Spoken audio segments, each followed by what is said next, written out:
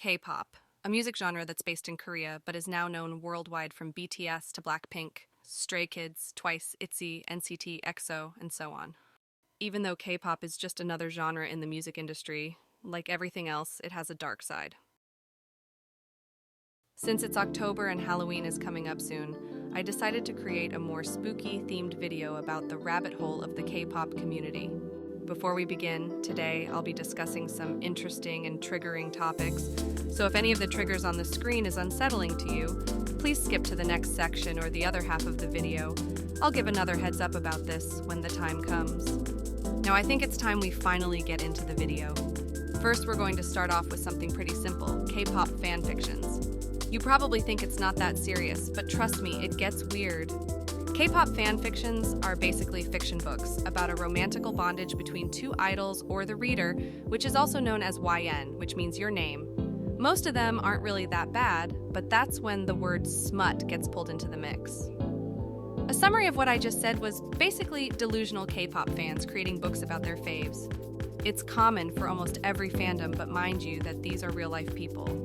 And imagine if any of them found out you were writing about them getting freaky with their bandmate or the reader. I'm not even going to explain what smut is, but you should know what it is by now. I truly find shit like this disgusting because this is just sexualizing an idol who's just trying to do their job. I don't care too much about the more innocent ones, but these 18+ ones give me the fucking ick. Fan fictions are mostly seen only on Wattpad, but sometimes on TikTok because of the K-pop POVs.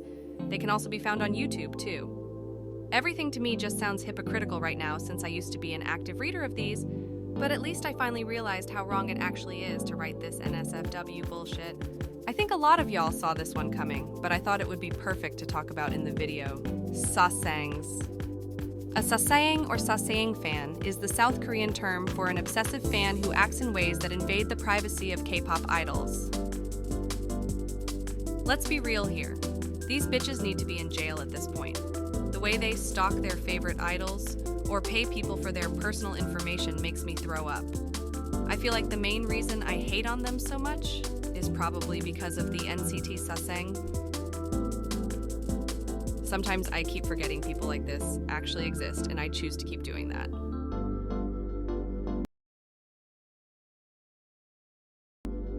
Koreaboos. The most annoying bitches on the planet.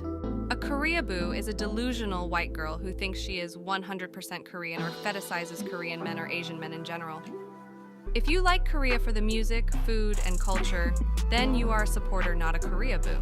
They act like they're Korean by using random Korean words, Asian fish, and obsess over having an Asian boyfriend. We have the basic Emily in Korea girls, and then we have the RCTA community.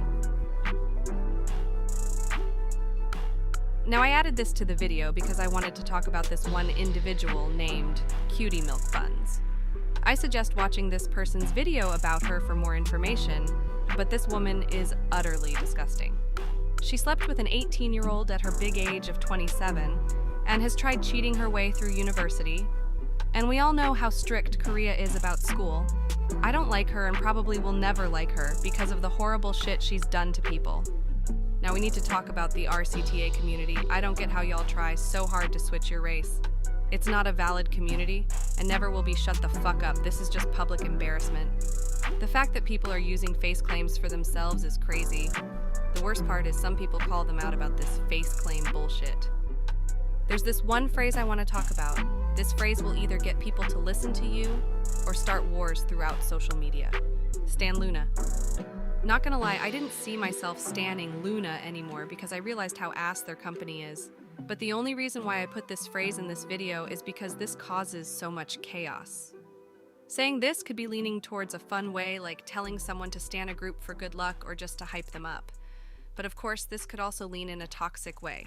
Let me put a scenario in your head. Imagine a family member or friend just died, and you decided to announce it on Twitter, but then you'll see a toxic-ass bitch say, maybe they wouldn't have died if they stanned Luna, and with a K-pop fan cam attached to the reply tweet.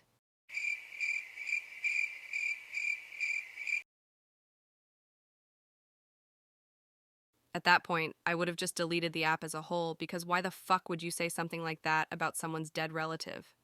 That's insensitive and cruel. What the fuck is wrong with you? I never thought shit like this was funny, but then they'll make up the excuse and say, it's just dark humor. You wouldn't understand. I'm so fed up. I want to go more in depth on other topics, but I got tired, so I'll think about making a part 2. But until then,